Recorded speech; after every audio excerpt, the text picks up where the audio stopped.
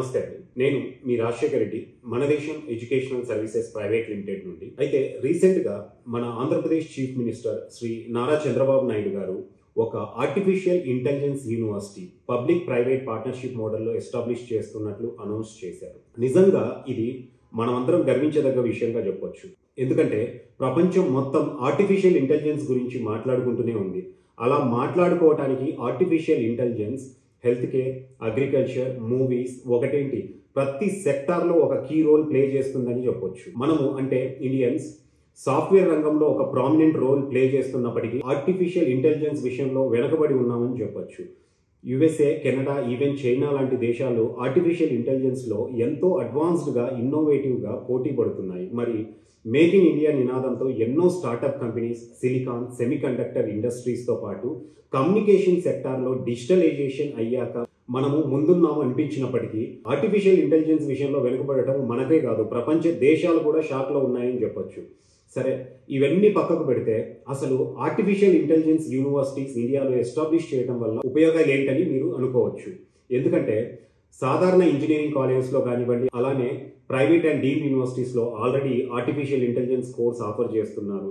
మరి ప్రత్యేకించి artificial intelligence university establish చేయడం వల్ల మనకు ఉపయోగాలు ఏంటని మీరు అడగొచ్చు. అయితే ఐఐటీస్ దగ్గర నుండి ఆర్టిఫిషియల్ ఇంటెలిజెన్స్ కోర్స్ ఆఫర్ చేస్తున్న డీమ్డ్ యూనివర్సిటీస్ అవ్వచ్చు, ప్రైవేట్ యూనివర్సిటీస్ కానివ్వండి, లేదా ప్రతి స్టేట్లో మనకు కొన్ని టాప్ ఇంజనీరింగ్ కాలేజెస్ ఉన్నాయి. వీటిల్లో రీసెర్చ్ ఓరియంటెడ్ అకాడమిక్స్ అంతగా జరగట్లేదని చెప్పొచ్చు. ఆర్టిఫిషియల్ ఇంటెలిజెన్స్ యూనివర్సిటీ వల్ల స్టూడెంట్స్ స్పెసిఫిక్ ఏఐ డొమైన్ మీద ఇన్డెప్త్ నాలెడ్జ్ గెయిన్ చేసుకోవచ్చు అండ్ స్కిల్ వర్క్ ఫోర్స్ ఈ ఏఐ యూనివర్సిటీస్ వల్ల ఇండస్ట్రీస్కు దొరుకుతుందని చెప్పొచ్చు. ఇన్ఫ్రాస్ట్రక్చర్ పరంగా చూసుకుంటే హై కాన్ఫిగరేషన్ సిస్టమ్స్ కానివ్వండి, కటింగ్ ఎడ్జ్ టెక్నాలజీతో ఈ కోర్స్ రన్ చేయొచ్చు.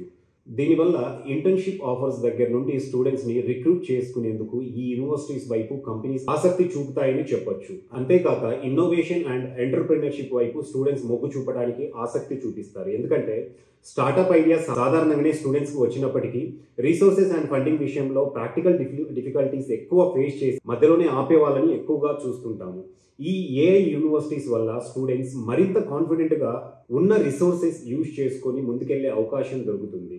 ఓవరాల్గా చూసుకుంటే కనుక స్టూడెంట్స్ ఈజీగా అండ్ ఫాస్ట్గా ఇన్డెప్త్ నాలెడ్జ్ గెయిన్ చేసుకోవటంలో చాలా ఉపయోగపడుతుంది అని చెప్పొచ్చు.